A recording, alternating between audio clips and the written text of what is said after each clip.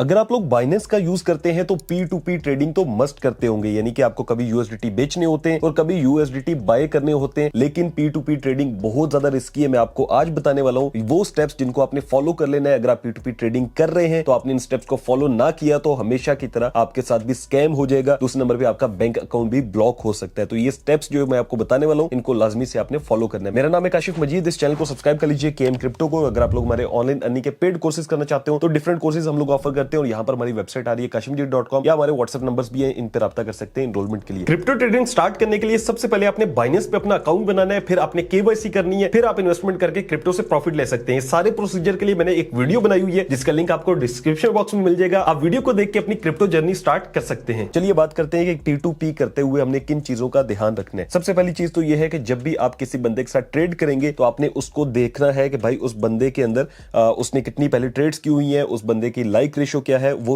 उसके रिव्यूज क्या है, ये चीजें आपने लाजमी देखनी है। सबसे पहली चीज जैसे कि हम आते हैं P2P पे तो इस तरह की हमारे सामने स्क्रीन आ रही होती है। अब एग्जांपल के तौर पे मैं इस फर्स्ट वाले बंदे के साथ ट्रेड करना चाह रहा हूं तो मैंने पहली चीज क्या देखनी है कि उसकी जो ट्रेड्स हैं जैसे कि 4451 ट्रेड्स हैं तो एटलीस्ट उसकी 1000 प्लस ट्रेड्स होनी चाहिए। जब इसकी हमने ये पहली चीज देख ली कि हाँ 1000 से तो ज्यादा ट्रेड है।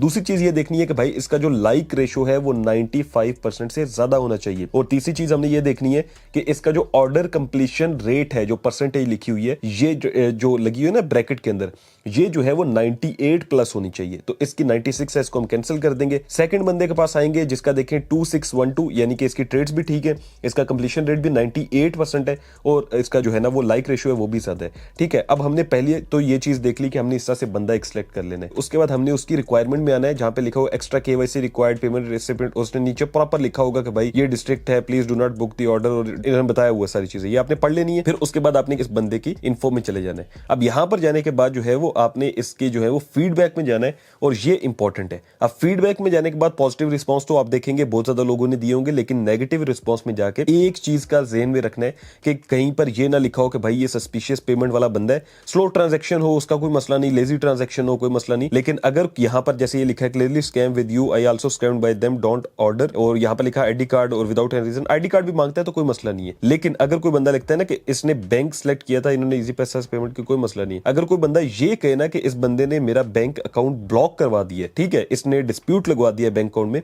वो मसला है। अदरवाइज अगर कोई कहता है कि इसने लेट किया ट्रांजैक्शन, स्लो किया, उसका कोई मसला नहीं। CNIC भी आपने मांगना होता है, आपने खुद भी लेना होता है उस बंदे से जिससे आप पेमेंट ले रहे हो, और जो बंदा आपको पेमेंट कर रहा हो उससे भी आपने लाजमी करना होता है। ठीक है, आईडी कार्ड तो देना ही होता है जब आप पेमेंट किसी के अकाउंट में ट्रांसफर करते हैं या अपने अकाउंट में रिसीव करते हैं, तो CNIC का मसला नहीं है। इसका मतलब है कि ये बंदा ओवरऑल ठीक है। फिर उसके बाद आपने ये भी देखना है कि ब्रोंज मर्चेंट है टॉप पे, और साथ देखना है कि लिखा हुआ ना डिपॉजिट 5000 USDT, मतलब इस बंदे ने 5000 USDT बाइनेंस में डिपॉजिट किए हुए।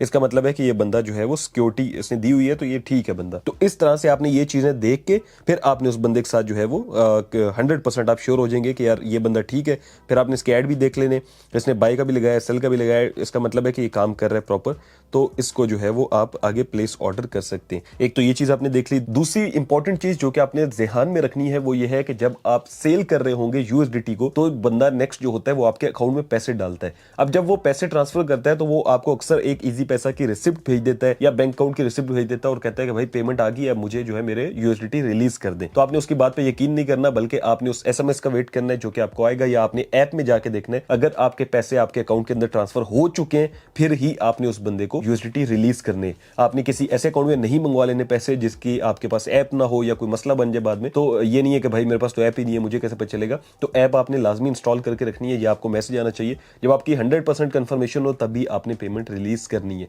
तो इन चीजों का अगर आप ध्यान रखते हैं तो 100% इंशाल्लाह ताला आपका जो है वो P2P सिक्योर रहेगा और आपके साथ स्कैम होने के कम से कम चांसेस होंगे। ये चीज ध्यान में रखिएगा कि जो बाइनेंस है या क्रिप्टो जो है वो पाकिस्तान के अंदर अभी लीगल नहीं है, जिसकी वजह से अगर कोई स्कैम हो जाता है तो गवर्नमेंट इस पे कोई एक्शन नहीं लेती। तो इसलिए अपने अपना तहफ्फुज खुद करना है और P2P ट्रेडिंग कोशिश करें कि मिनिमम कर दें। अगर आपको बाइनेंस के अंदर या किसी भी एक्सचेंज के अंदर आपको क्रिप्टो चाहिए हो या फिर आपको USDT चाहिए होते हैं तो आप हमारे जो नीचे नंबर है यहाँ पे भी रब्ता करके हमसे भी ले सकते हैं। वो इसलिए क्योंकि ये हमने सर्विस इसलिए दी हुई है, हमारे जो सब्सक्राइबर्स हैं उनके लिए थोड़ा ईजी हो जाता है। अगर आप P2P से करते हैं वो भी बता दिया, लेकिन यह है कि थोड़ा सा रिस्की होता है, तो आपने कुछ चीजों का ध्यान रखना है जो कि मैंने ऑलरेडी आपको वीडियो में एक्सप्लेन कर दिया। Thank you so much for watching.